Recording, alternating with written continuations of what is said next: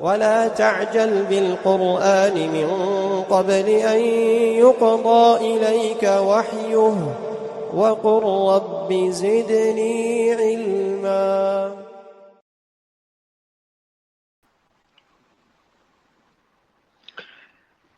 السلام عليكم ورحمة الله وبركاته.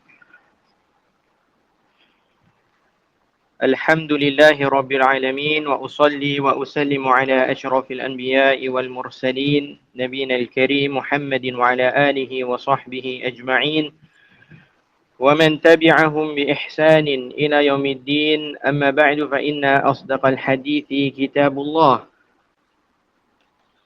وخير الهدي هدي محمد صلى الله عليه وسلم، وشر الأمور محدثاتها، وكل محدثة بدعة، وكل بدعة ضلالة، وكل ضلالة في النار. أعاذني الله وإياكم من النار. ثم أيها الإخوة والأخوات الكرام, we begin by praising Allah subhanahu wa ta'ala, the Most High, as how He Jalla wa Ala deserve it. And then we send our salat and our salam upon the best of mankind, our Nabi, our Prophet Muhammad, and upon his families and his companions and those that are upon their way.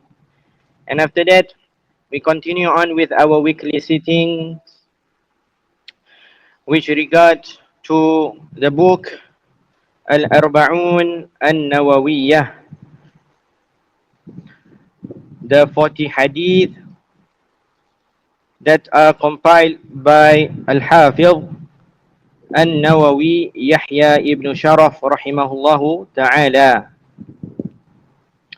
And from this blessed compilation, then we had reached to hadith number 9.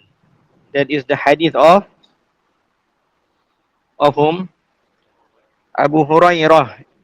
The hadith of Abu Hurairah, and his name is Abdurrahman ibn Sakhrin radiyallahu anhu. And in this hadith, from the compilation of it reads, وعن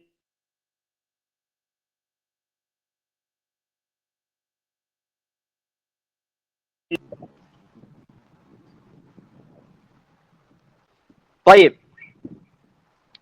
Again, in the saying of the Prophet sallallahu alaihi wasallam, what I have forbidden for you, or what I have made forbidden for you, and what I have ordered you to do, this usage of ma al-mawsula, it befits what? Generality. Therefore, it will mean whatever I have made forbidden for you. And this is a comprehensive statement of the Prophet sallallahu alaihi wasallam that comprises of all the things that have been prohibited by the Prophet sallallahu alaihi wasallam. Understand? Wadah? Is it clear what this ma befits? Naam. And the other thing that this statement contains is what the Arabs and the scholars of the Arabic language says, that it is a shart, a condition. There is a condition being made by the Prophet sallallahu alaihi wasallam. And what is this condition? Whenever there is a condition, a shart in the Arabic language, there must be a answer to that condition. There must be a jawabu shart, the answer to that condition.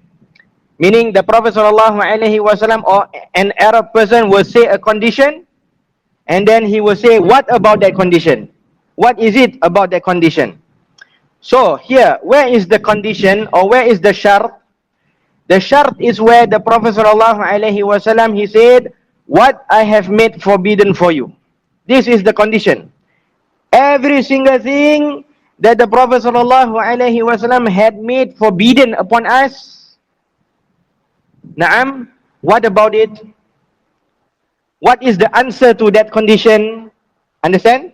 What is the answer to the condition?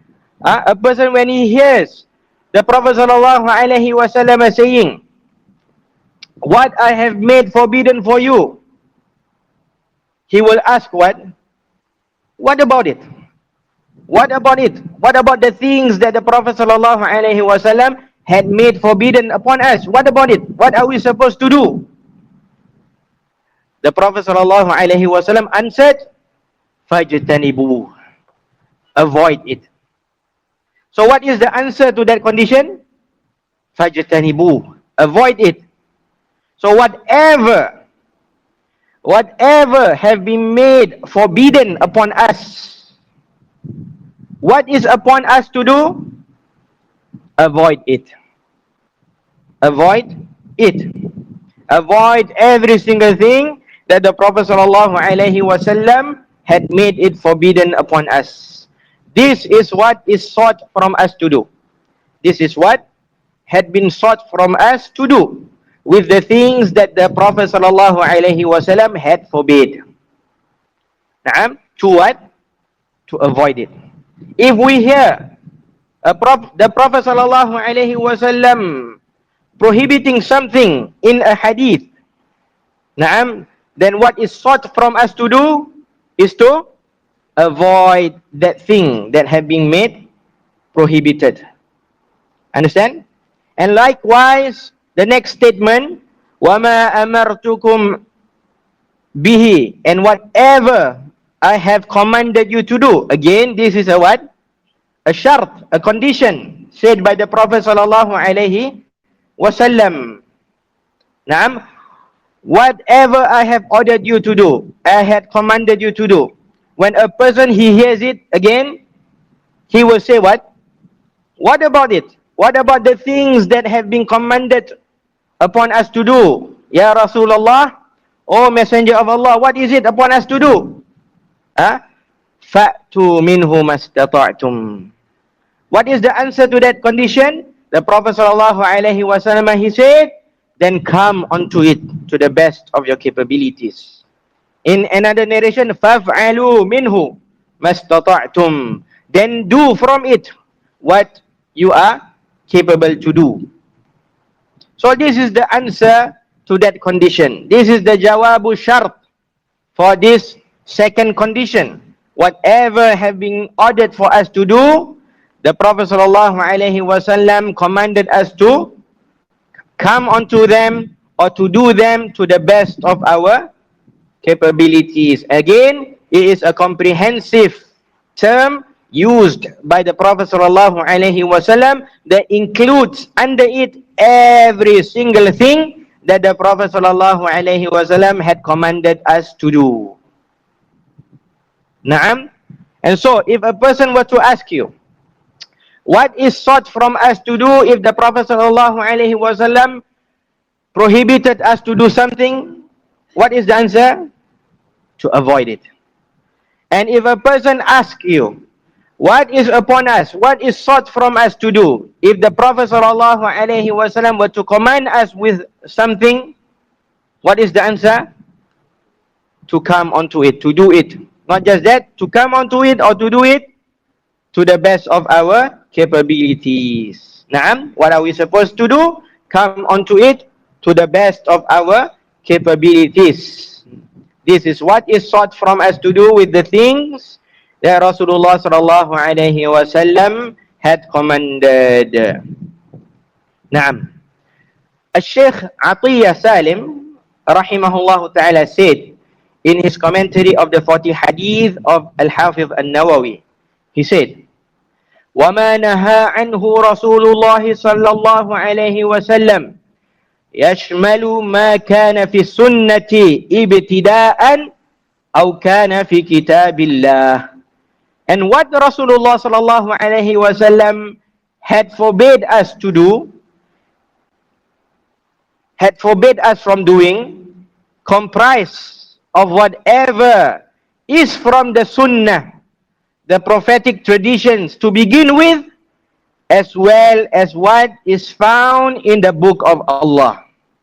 As well as what is found in the book of Allah. Meaning, when we say that the Prophet ﷺ forbids or forbade us to do something, from doing something, it does not necessarily mean only to be the prohibitions that are found in the sunnah only. Rather, It includes what have been forbid that are found in the Sunnah, in the Hadith, as well as what are found in the Quran as well. Naam. فَهُوَ الْمُبَلِّغْ عَنِ اللَّهِ. As verily the Prophet ﷺ is the conveyor on behalf of Allah, is the one that convey on behalf of Allah. فَكُلُّ مَا نَهَى عَنْهُ رَسُولُ اللَّهِ صَلَى اللَّهُ عَلَيْهِ وَسَلَّمْ فَقَدْ نَهَى عَنْهُ اللَّهُ. So whatever Rasulullah sallallahu alaihi wasallam had forbid, then Allah had forbid it as well. ijtinabu al-manhi anhu. Afwan. Wama hukmun nahi. The Sheikh then said, what is the ruling of prohibitions? Ijtinabu al-manhi anhu. The ruling is to stay away from the things being prohibited. وَلِذَا قَالَ الْعُلَمَاء. That is why the ulama say, النَّهْيُ يَقْتَدِي الْفَسَادِ. Prohibitions means the invalidity or the corruption of the thing being prohibited. النَّهْيُ يَقْتَدِي الْفَسَادِ.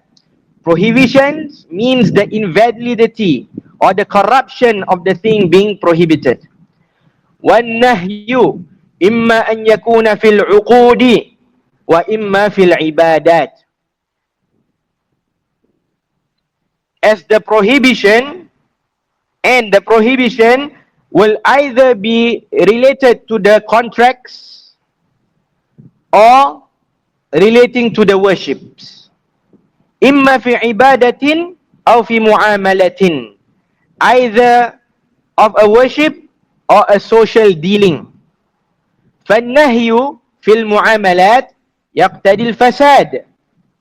Therefore, prohibitions in the social dealings, it will mean the invalidity or the corruption of that social dealing. والنهي في العبادات. As for the prohibitions in the worships, يقتضي التحريم والبطلان. It will mean the prohibition and the invalidity or the corruption of that worship. Naam. طيب, we pause here for a while in the saying of the Sheikh. He is saying that there is a principle that the ulama, the Islamic scholars had came with.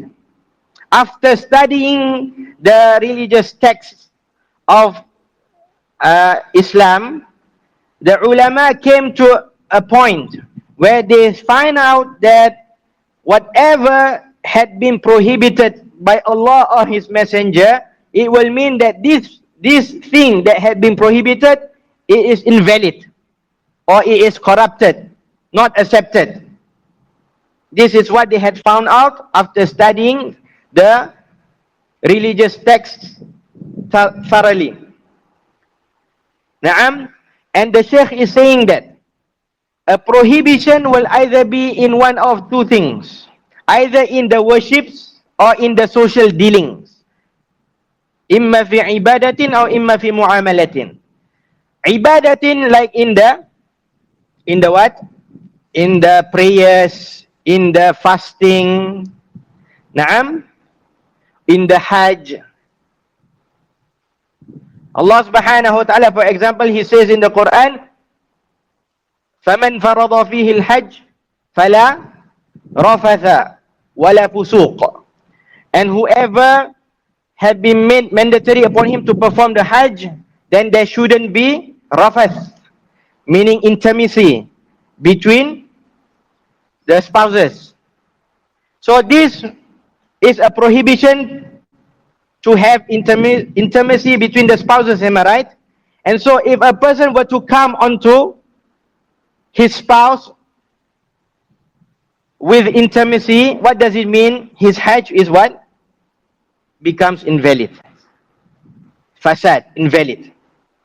Understand? The example of a worship that has been made invalid due to a prohibition, or a worship has been corrupted due to the prohibition.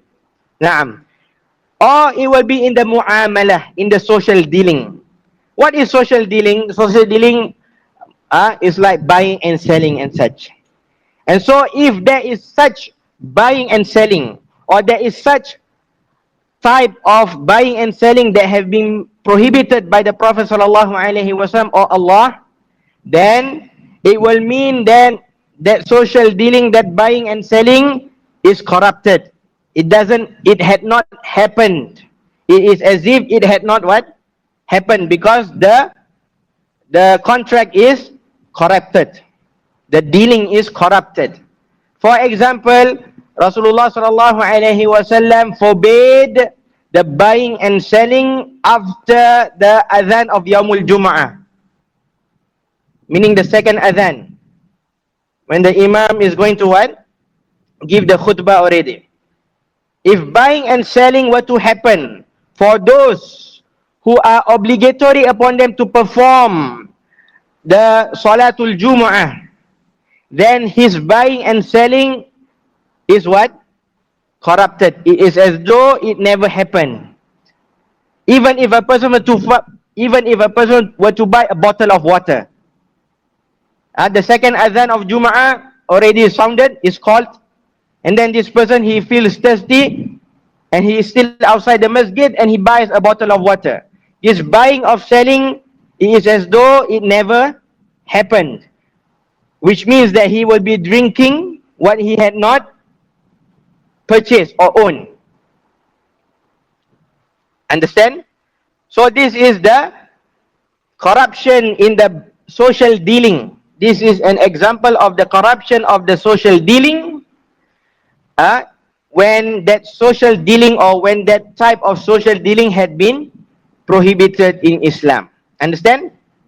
And this is what it means when the ulama says, An-Nahyu yaqtadil fasad. Prohibition means the invalidity or the corruption of the thing being prohibited. Wadah? Is it clear? Naam. Continuing on with the saying of the Sheikh, Al-Sheikh Atiyah Salim.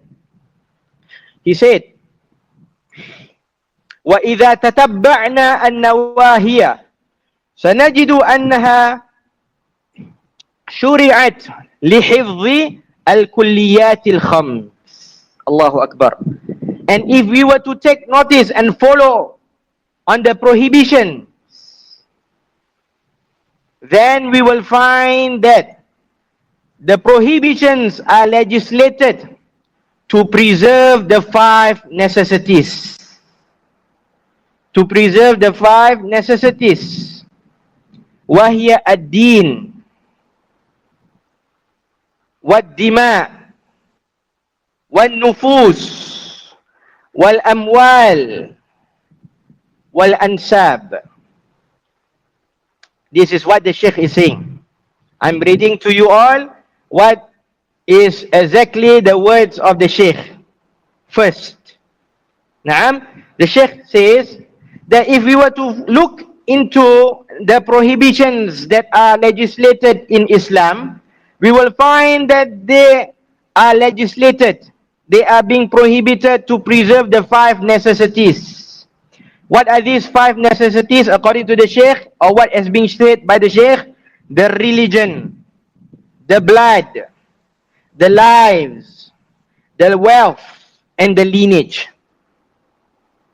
So what are the five? The religion, the blood, the lives, the wealth, and the lineage. This is the saying of the Sheikh. And we have husnul dhann, we have good thoughts on the Sheikh that this was a slip of a tongue. This was a slip of a tongue from the Sheikh. And what he wanted to say was the religion, the life, the aql, the mind, the ird, the dignity or the lineage, and the wealth. And the wealth. In this order. In this order. Because the five necessities, they are what? First and foremost, religion. Second, the life. Third, the aql, the mind, the intellect. Fourth, the ird, the ansab, the ird, the dignity or the lineage. And lastly, the wealth. Naam. So, I had read to you what the Shaykh had said word by word. And this is an amana ilmiyah. This is a what? What is amana? Ilmiyah is what? An academic trust. Is it? An academic responsibility or an academic trust to relay exactly as how it was being said or written, and then to comment on it, and not to change it straight away, and not to change it straight away. So if you happen to make naqal, you know what is naqal? To what? To quote from certain books of the ulama or certain lectures of the ulama, you are in need of quoting from the book or the lecture word by word as said by that person first. If there was any mistake after that, you comment on it. It is not right and it is not from the academic trust that you change it straight away. This is wrong. What is the evidence for it? What is this evidence?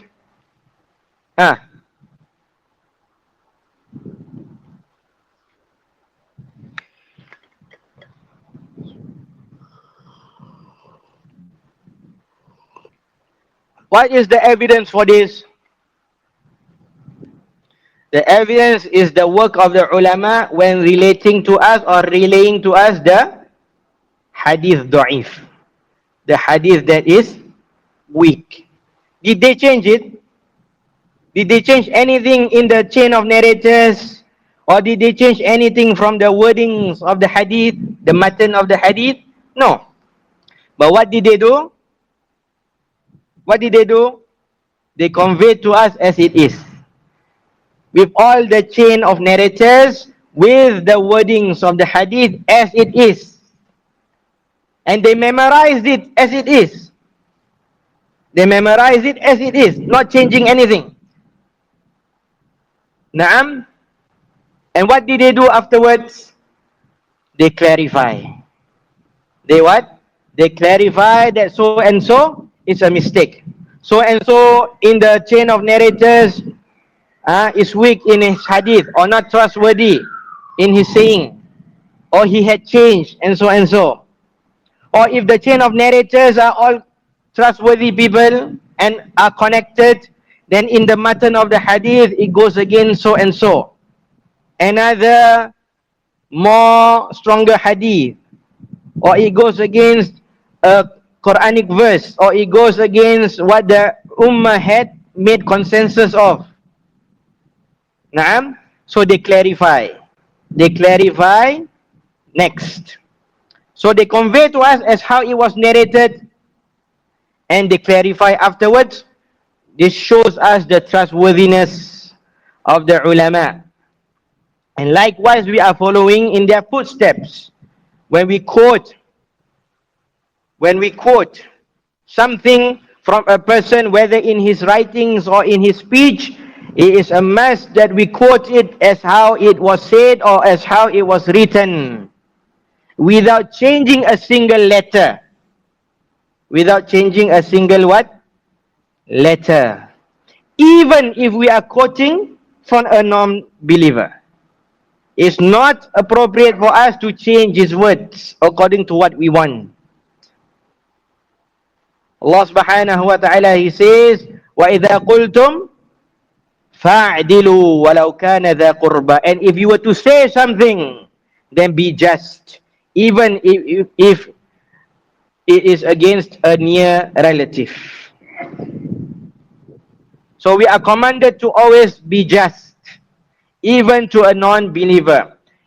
If he or she did not say certain things in a certain manner, it is not right and it is not appropriate for us to change his or her words. Rather, we convey as how it was being said or written, and then we what?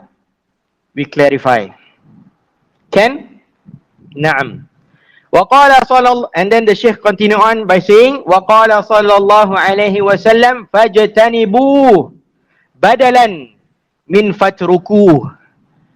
And he, the Prophet sallallahu alaihi wasallam, said, avoid it instead of saying leave it. Look at the diqqah. Look at the precision. The precision. See it? The preciseness. Look at the preciseness of the Shaykh in pointing out this word. The Prophet sallallahu alaihi wasallam, he said, avoid it instead of saying leave it. The Shaykh, he said, لأن الترك قد يكون بعد الفعل. Allahu Akbar. This is because leaving can be after doing that action. This is because leaving can be after doing it. وَقَدْ يَكُونُ بِمُجَرَّدِ كَفٍ. And it can also mean just merely stopping. So if leave it has been said by the Prophet sallallahu alaihi wasallam, leave it can mean two things. It can either mean we do it first and then we leave it later, or it can mean we leave it at the very beginning. Naam. Amma ijtanibuh fama'naha an takuna anta fi janibin wal manhiya والمنهي عنه في جانب آخر وبينكما مسافة بعيدة.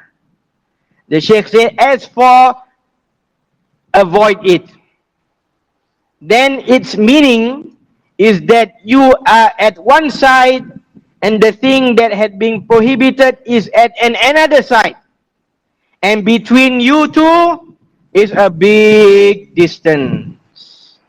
And between you two is a big distance. Idhan fajtanibuh ablagh min fatrukuh aw fala taf'aluh.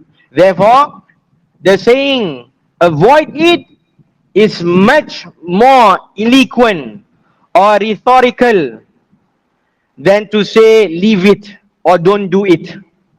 Intaha kalamuhu rahimahullah. End of Shaykh Atiyah's words. Naam.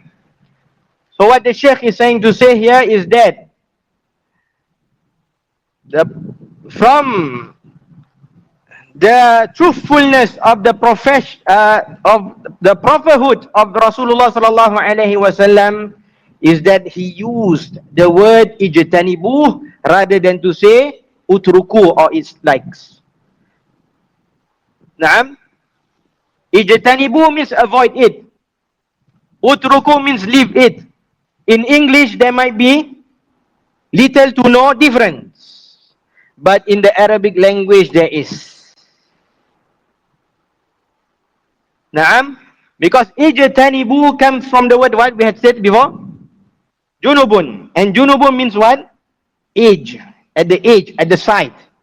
So when the Prophet ﷺ, he said, ijtanibu, avoid it. It means that you are at one side and the thing that had been prohibited must be at the other side. And between you two, as how the Shaykh, he said, is a big, great distance. Meaning, you are not coming close to it. Not only you are not doing it, you are not even coming close to it.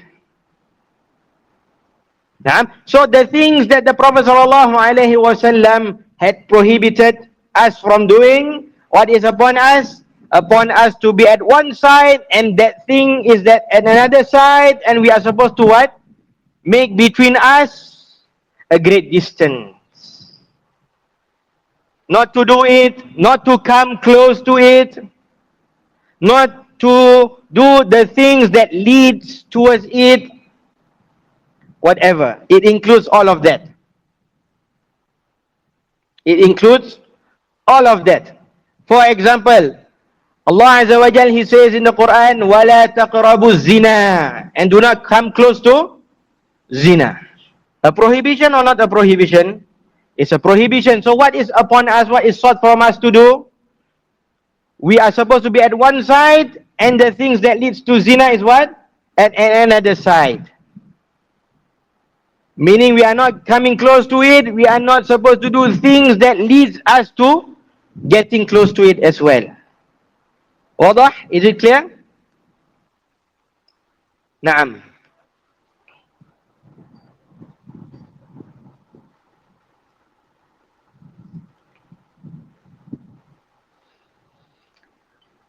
And after that, our Shaykh and our father figure, Shaykh Abdul Muhsin Ibn Hamad Al-Abbad, حفظه, he said in his commentary of the 40 hadith, on this part of the hadith, he said, وَهَذِهِ الْجُمْلَةُ مِنْ جَوَامِعِ كَلِمِهِ صلى الله عليه وسلم.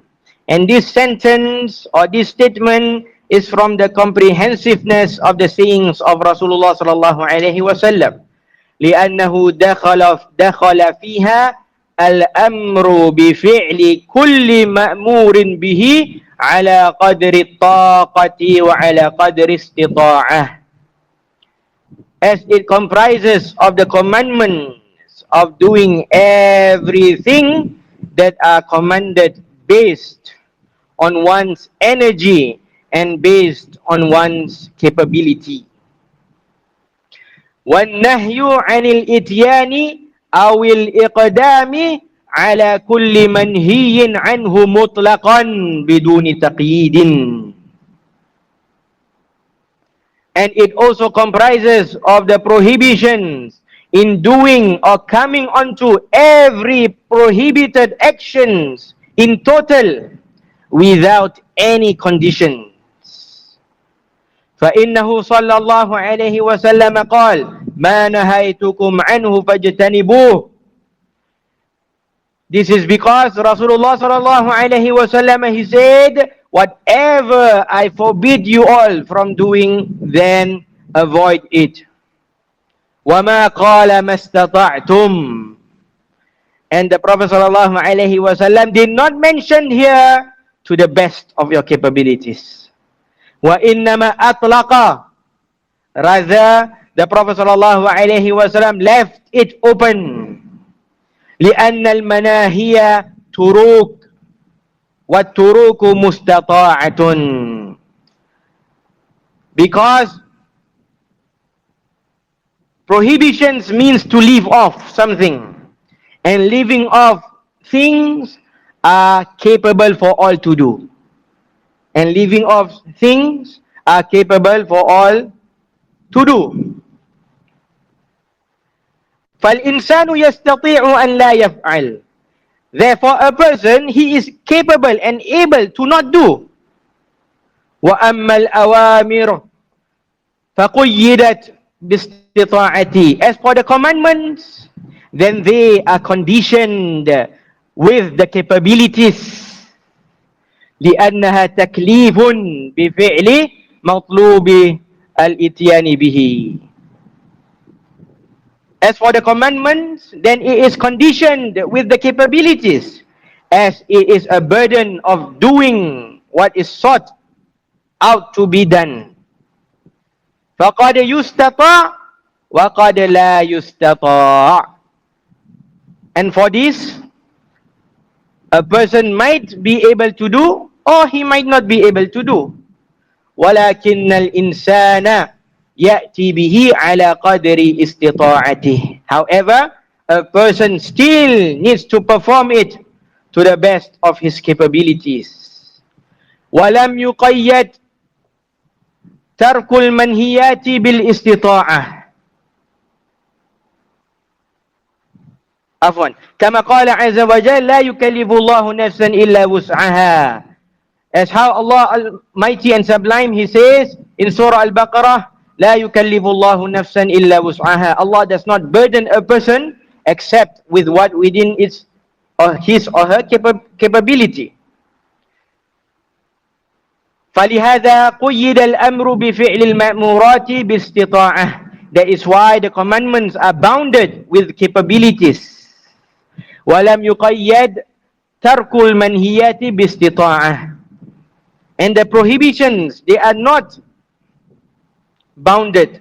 And the prohibitions, they are not bounded with the capabilities. لأن تركها مستطاع, because leaving something off is capable for all. وكل يستطيع أن لا يفعل, and everyone is capable of not doing something.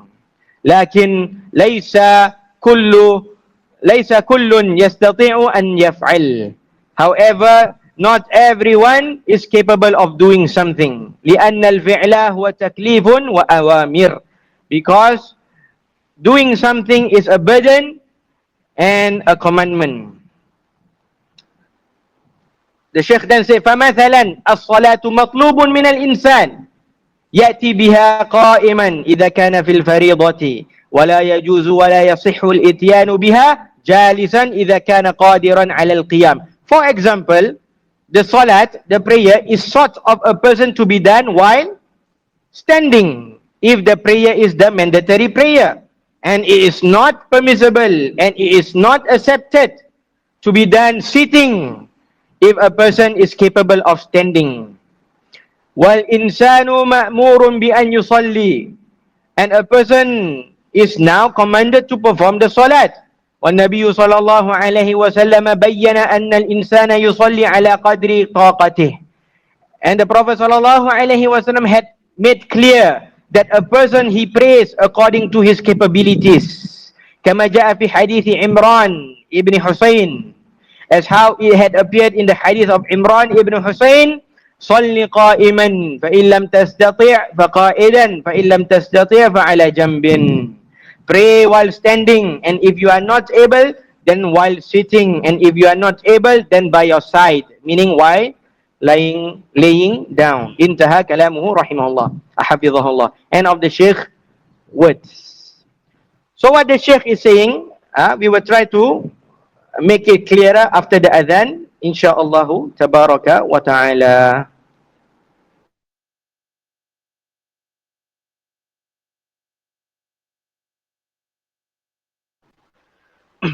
Na'am. Or it will be better for us to stop here for this week, because the next statements of the Shaykh, we will talk about the same thing, and there are other words of the ulama that we are going to say and talk about on the same thing, and then we will summarize what all of them are saying on that particular issue. Okay? وصلى الله على نبينا محمد وعلى آله وصحبه وسلم. سبحانك اللهم وبحمدك لا إله إلا أنت أستغفرك وأتوب إليك. والسلام عليكم ورحمة الله وبركاته.